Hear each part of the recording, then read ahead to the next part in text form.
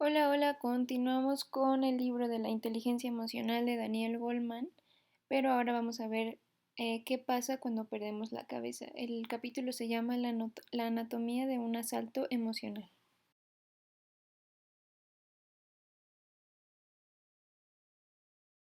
Comenzamos con la anécdota de un ladrón que después de 3 años de cárcel había quedado en libertad condicional. Lo habían condenado por cometer un gran número de asaltos con los cuales mantenía su consumo de heroína. El día en que salió, decidió hacer uno más.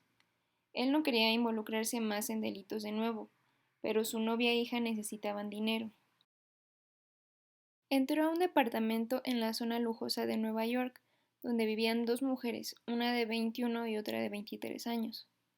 Después de amenazarlas, las ató.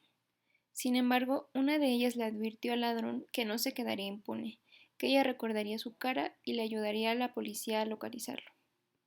Él se había prometido que este sería su último asalto, por lo tanto sintió un pánico al escuchar estas palabras y perdió totalmente el control. Por lo tanto, terminó con sus vidas con un cuchillo de cocina. Hoy se arrepiente en la cárcel de este momento en el que perdió la razón. Estos estallidos emocionales son asaltos nerviosos. En esos momentos, el cerebro límbico, que es el emocional, alarma al resto del cerebro para ejecutar ciertas órdenes. Sucede en un instante. Esta respuesta no puede procesarse por la neocorteza, el cerebro pensante. Por lo tanto, no da su opinión si es buena idea o no. A nosotros también nos puede ocurrir esto con frecuencia, sin embargo son menos trágicos y brutales a diferencia del ejemplo. Piensa en la última vez que estallaste con alguien y que después del suceso de reflexionar lo ocurrido, te pareció que exageraste y que fue algo injustificado. Eso fue un asalto emocional, se siente como perder la cabeza. Este ataque nervioso se origina en el centro límbico o el cerebro emocional, en un centro llamado amígdala, que veremos a continuación. Cabe resaltar que no todos los asaltos emocionales son perturbadores. Algunos ejemplos agradables es cuando alguien te dice un chiste y te da un ataque de risa, o como cuando un patinador ganó el oro en las Olimpiadas y su esposa se emocionó tanto que tuvo que ser atendida por los médicos de la pista. Ahora sí veamos qué es la amígdala. Amígdala se deriva de la palabra griega almendra.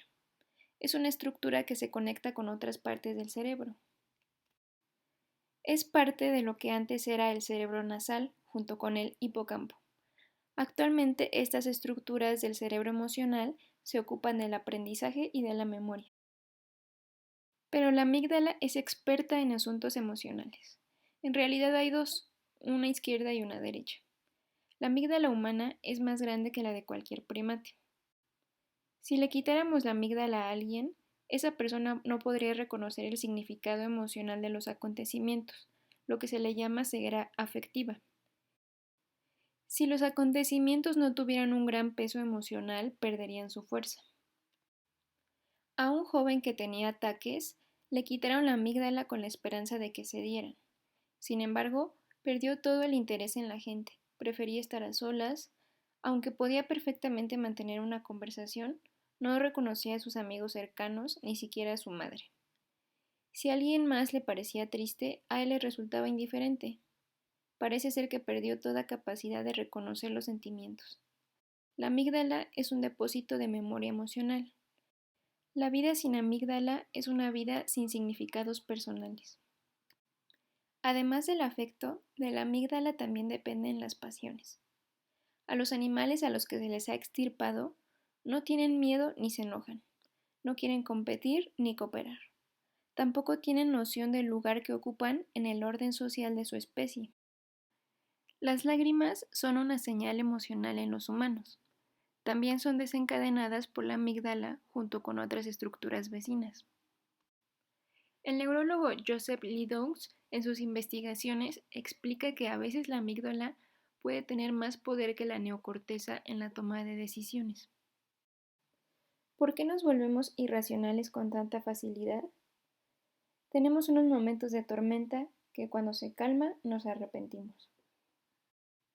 Una vez una joven Viajó 2 horas para desayunar y pasar el día con su novio. Durante el desayuno, él le dio un regalo que había estado esperando por meses, un grabado artístico difícil de encontrar traído desde España.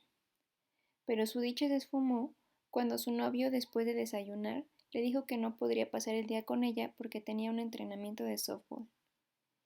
Ella se levantó de la mesa llorando, salió del restaurante y tiró el grabado al bote de la basura. Meses más tarde, ella no se arrepiente de haberse marchado, sino de haber perdido el grabado. La amígdala es como un centinela psicológico. Busca problemas y se hace preguntas como: ¿esto es algo que detesto? ¿Me va a hacer daño? ¿Le temo? Si la respuesta es sí, la amígdala reacciona inmediatamente alarmando a todo el cerebro. Cuando suena la alarma de miedo, se activa la respuesta de lucha o huida, aumentando algunas hormonas, activando centros de movimiento y el sistema cardiovascular. La hormona noradrenalina ayuda a aumentar la reactividad de algunas zonas del cerebro. Quiere decir que hace que los sentidos estén más despiertos. La amígdala puede indicarle al tronco cerebral que le dé al rostro una expresión de temor y que paralice los movimientos que antes del susto quería hacer. Al mismo tiempo, la memoria cortical recupera cualquier conocimiento que le ayude a manejar la emergencia. El circuito nervioso del temor. En la evolución, el temor fue fundamental para la supervivencia, tal vez más que cualquier otra emoción.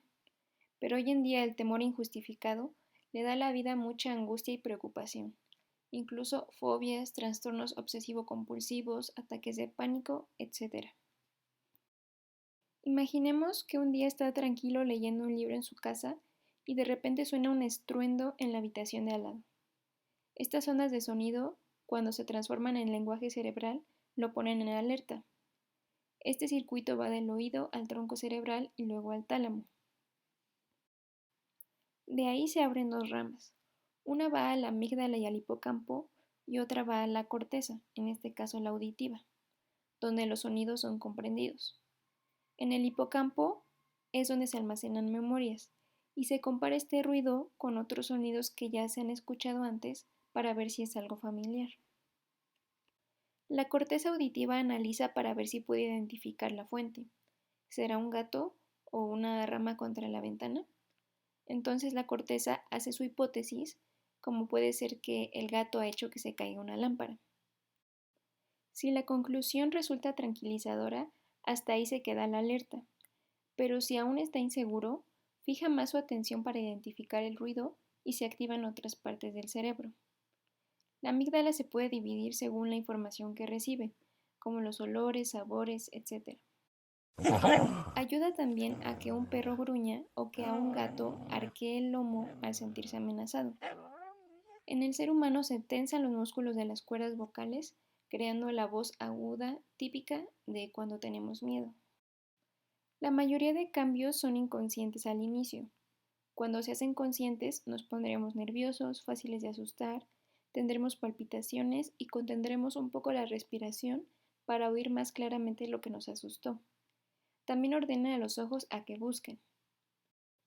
También la amígdala e hipocampo ayudan a la liberación de dopamina, que aumenta y agudiza la atención, lo cual ayuda a identificar la fuente del susto.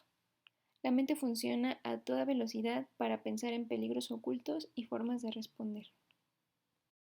De igual modo, los intestinos se tensan, se endurecen los músculos del cuello y hombros y tiemblan las extremidades. Todo esto en un segundo. Ahora otra anécdota. Un amigo del autor fue de vacaciones a Inglaterra y estaba por el canal, pero de pronto vio a una joven que miraba el agua fijamente con el rostro congelado de temor. Sin saber por qué, su amigo se lanzó al agua con todo y ropa. Cuando estaba en el agua, se dio cuenta de que un bebé había caído al agua. Al final, su amigo logró rescatarlo, pero probablemente su amígdala fue lo que lo hizo saltar al agua sin saber por qué lo hacía. De hecho, hay investigaciones donde la amígdala manda respuestas antes que la neocorteza. Este atajo sobre todo es para los sentimientos más primitivos y potentes. Posteriormente, la corteza, que es más lenta y está más informada, dará su respuesta. En experimentos en ratas donde se les quitó parte de la corteza, se dieron cuenta de que la amígdala podía percibir y orquestar el temor de manera independiente. Es un depósito de impresiones y recuerdos emocionales de los que nunca fuimos plenamente conscientes. Podría decirse que nuestras emociones tienen una mente propia. Y bueno, hasta aquí el video. Coméntenme si ya está muy complejo o si ya tiene mucha anatomía, porque así es como viene en el libro, pero no sé si ya no se entiende bien o algo así. Espero que estén muy bien, que lo hayan disfrutado y nos vemos.